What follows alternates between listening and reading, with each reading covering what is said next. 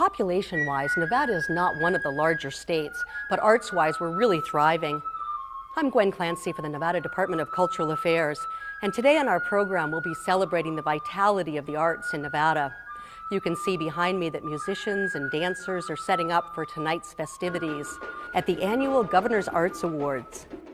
What we're going to do on our program is go into the inside working world of these various artists and art supporters and philanthropists to find out why they love the arts so much.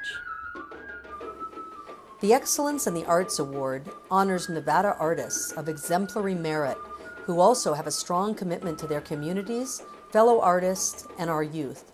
Debora Zajick embodies all this. A Reno resident, Debora is considered to have one of the finest voices in opera. These days, she spends much of her time in Europe, but she found time to travel to the Governor's Arts Awards in between performances. We'll open with an excerpt from the opera Aida, in which she plays Amneris, the king's daughter.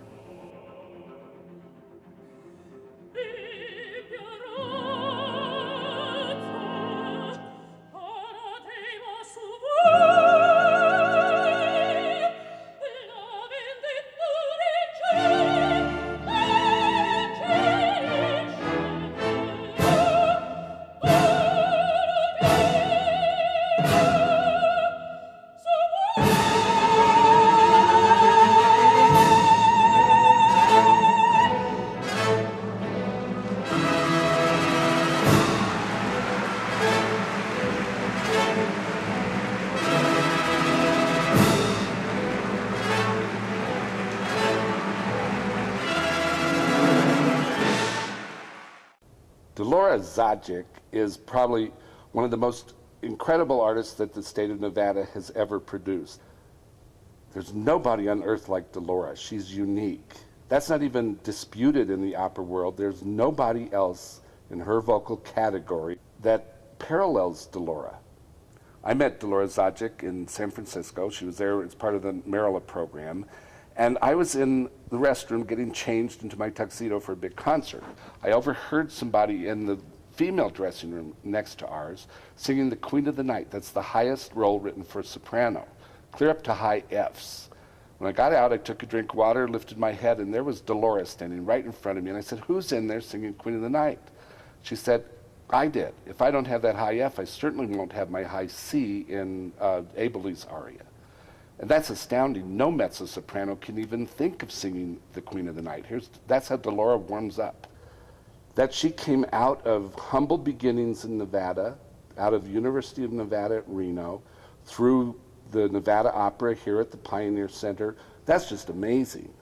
And she's sought after all over the world. You can't even get a few days in her schedule. She is extremely deserving of a Governor's Arts Award. I'm sitting here in the Pioneer Center for the Performing Arts. This is the theater where people probably heard Debora Zajick for the very first time. I'm almost certain it's the first opera stage she was ever on. She started here in the chorus, but there's no stopping this voice, and Ted Puffer knew that. She was soon doing major roles here. One in particular I want to make sure people know about, the Tchaikovsky's Joan of Arc. She first appeared in the chorus of that, but then as her voice grew and became more important, Ted asked her to do the lead role in that, the lead of Joan. She'll be doing that again this summer at San Francisco Opera. So it's a very special connection between Debora, the role of Joan of Arc, Nevada Opera, and San Francisco Opera, her two home opera companies. A lot of people don't realize this, but Debora keeps a home here in Reno. She's always had one here. This is her home. She considers this her decompression zone. She comes here to recharge her batteries, to regroup. I mean, she's all over the world. The life of an international opera singer is very tough. She pays forward. I think she learned a lot of that from Ted Puffer, that if you've got a gift, part of your obligation is to pass that on. And I'm sure that's what Debora is going to be if this career ever runs down or anything, because she shows no signs of stopping. You know, she's still at the top of her game.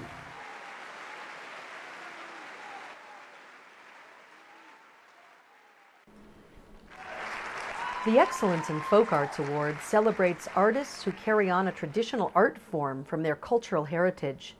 Bill Maloy's skills as a leather carver and silversmith have turned his saddles into highly sought-after pieces of art.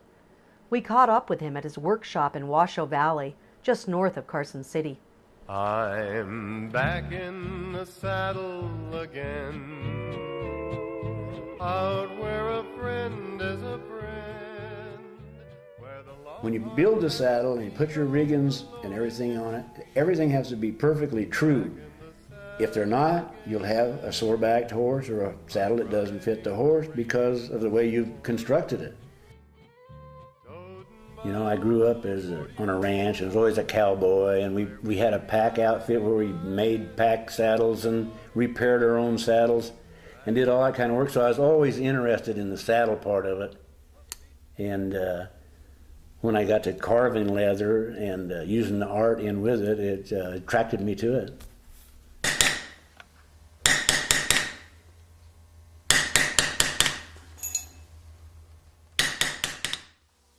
Now I'm just going to put the decorative cuts which really make the flower. You can tell if a guy's a good stamper by looking at the swivel cuts he makes. I'm riding the range once more. The Vice style of saddles started back in the 1800s, and they started, D.E. Walker came there and started putting a lot of decorative work, beautiful flower carved. And they made their own trees, and they had a distinctive style and became world famous. And growing up in that area and riding Visalia saddles, my granddad had many of them, and my dad too, and that's been my love of a style of saddle. And they started putting lots of silver from the Mexican styles. They brought in the silver and put decorative silver work on them, which I do too now. And so I've always had a love for that style of saddle. Well, I started putting silver on saddles when I started making saddles, but it wasn't silver that I'd done myself, and I used to have to order it, and it never fit right, like around your skirts. And luckily for me, one of my great friends was Al Pachetti, who was a great silversmith and goldsmith. And I learned a lot from him. He was my neighbor and a great friend. It took a lot of years to really master it and learn how to, not only to engrave it, but to fabricate it, to solder it and put the gold and silver together. Lots of saddles we make don't have any silver at all on them. A lot of people don't like it. They think it looks gaudy, and it's, you know, not to their liking. But then other people like it because it is showy. And the horse show people really love it. The more silver they can get on it, the better. Of course, way back when they started making the parade saddles, they were solid silver. Well, that's kind of gone away, but people like some for decoration. It's only on there for looks. It's only on there for the beautification of the saddle. As you get better and learn, you learn. Every time you make one, you learn something new. And the better you get, and it's fascinating, you know. It's something you lay awake at night thinking about your next day's work, what you got planned, you know, how to put something together. So I've always felt I was very lucky to do something I love.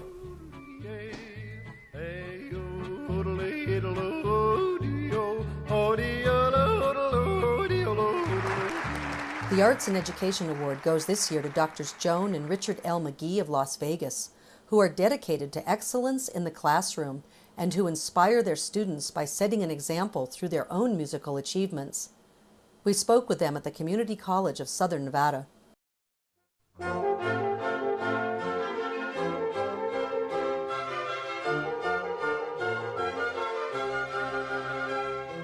I had not been on a community college campus, and I'm not sure if you had either. I don't think I had either. Until I came out here for an interview. I really had no idea what the community college mission was all about.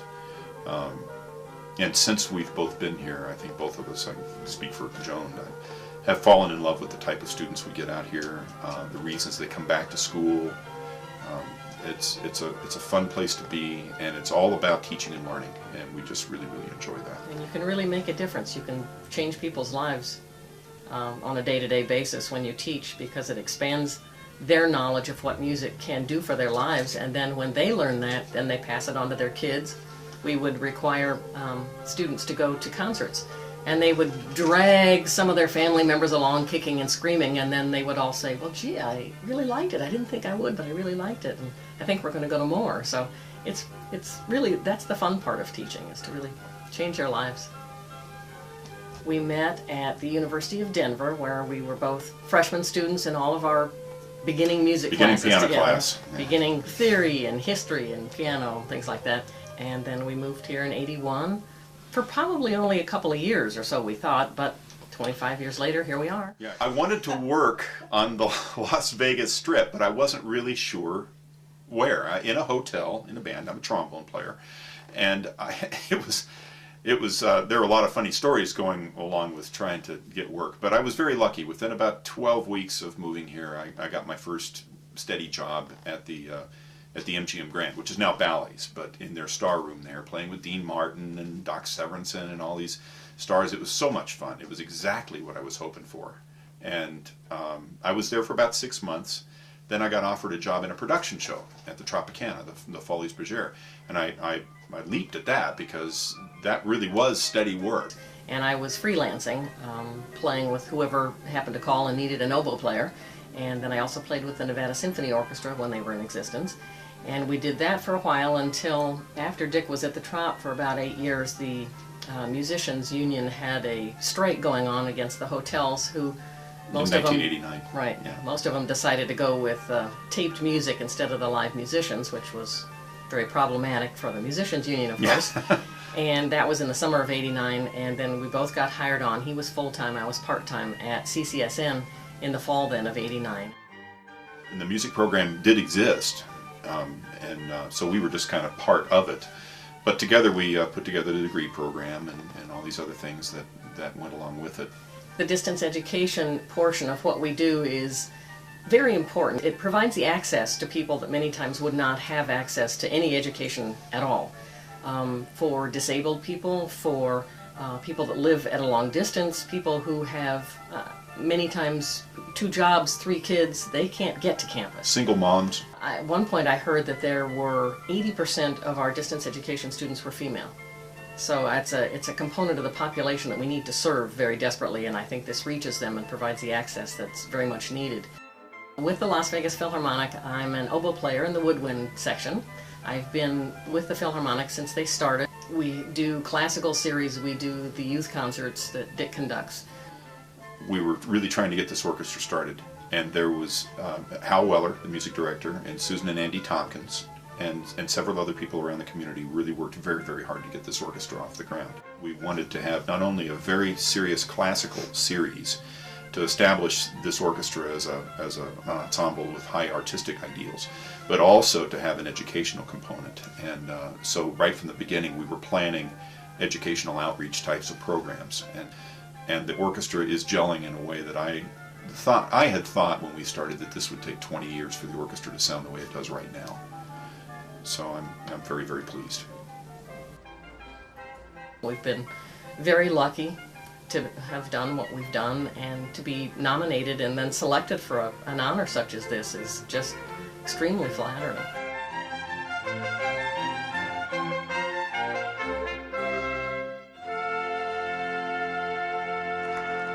Nancy Diener, manager of the Las Vegas Cultural Affairs Division, is a lifelong resident of this city. An artist herself, she is a quiet yet resolute proponent for the arts in this valley. We met with her at her office. I made the jump from artist to arts administrator by kind of by accident. I actually was hoping to have a career in studio art, and a job with the city came by in galleries, and I thought, wow, that's very nice. So I took this job thinking it would just be for a little while, I'd see what it was like, and 15 years later I'm now the manager of the Division of Cultural Affairs. So it turned out to be a very good job. The exciting part was being able to help artists and further the arts along in the community that I grew up in. The focus of my tenure as manager in this division has been a lot on the downtown redevelopment, arts downtown, focusing a lot on the Neon Museum. I got involved in the Neon Museum before I ever came to work with the city as a native Las Vegan, trying to save the signs and save our neon heritage. Worked with a group of people in the community, and after many years of struggle, it became a city project. It's now its own project. The Boneyard is the neon boneyard where we take the neon signs that have come down buildings and we rescue them and we save them there. We recently got the Sahara sign. We know we will be getting the Stardust sign. These are treasured signs of our community, and that's really what that project is all about. Downtown, we are working on many arts-related projects. We have the First Friday, which is the first Friday of every month, is a huge downtown arts festival in the Arts District that focuses largely down on Main and Charleston and Boulder and Colorado streets. That has taken off from a few hundred people to 10, 12,000 people every month. That has a huge life of its own.